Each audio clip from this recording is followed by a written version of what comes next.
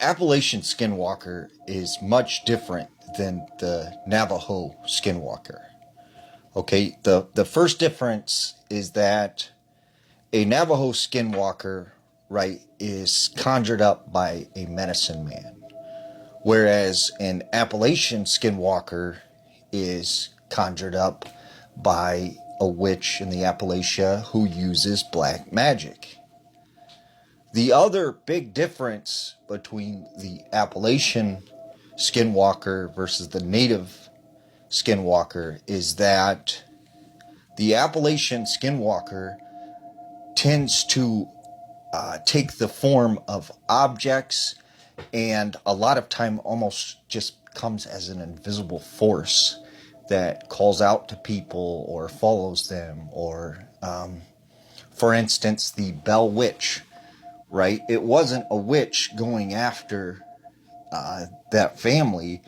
It was a skinwalker that was conjured up to harm and, terrify that family. So I got a story for you. This is a true story now, and I'm going to show you a picture as well. So there's a man named Donald. Donald was an avid hunter and trapper. He lived near the North Carolina-Tennessee border up in the Appalachian Mountains. And one day, he's out hunting, and he's in the middle of the woods.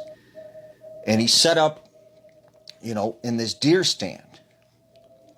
And he'd been out there all day, and he's, had been hunting for the whole week, so he was getting tired. He falls asleep and dozes off. Well, when he awakes, it's now nighttime and it's gotten dark. And as he's adjusting some things in his tree stand, all of a sudden, whoosh, he hears this loud thing move over the top of him through the trees, like it's some kind of large bird or something. And he thinks it's odd because, he hasn't seen, birds that big in that area.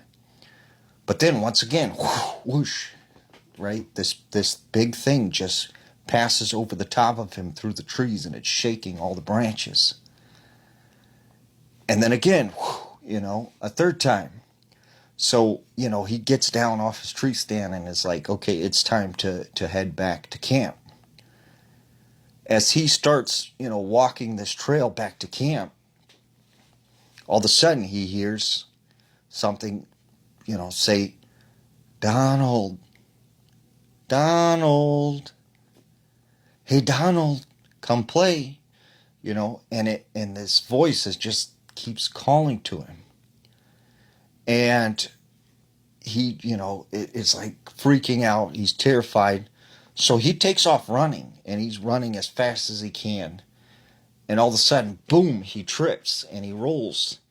And he realizes he just tripped over this root that is sticking out of the ground. And when he looks up, he notices this big, eerie-looking tree. And, it has no leaves on it, but it has branches that almost look like hands, and it looks like it has a face.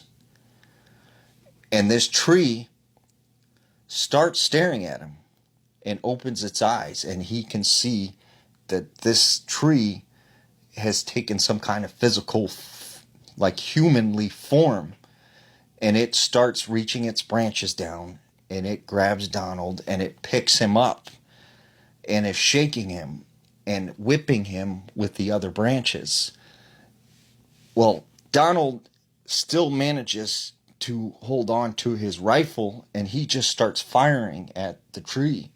And he manages to hit one of the branches that was holding his leg, and it basically breaks, and he falls to the ground. So he runs back to his cabin, and he gets inside, and he locks all the doors.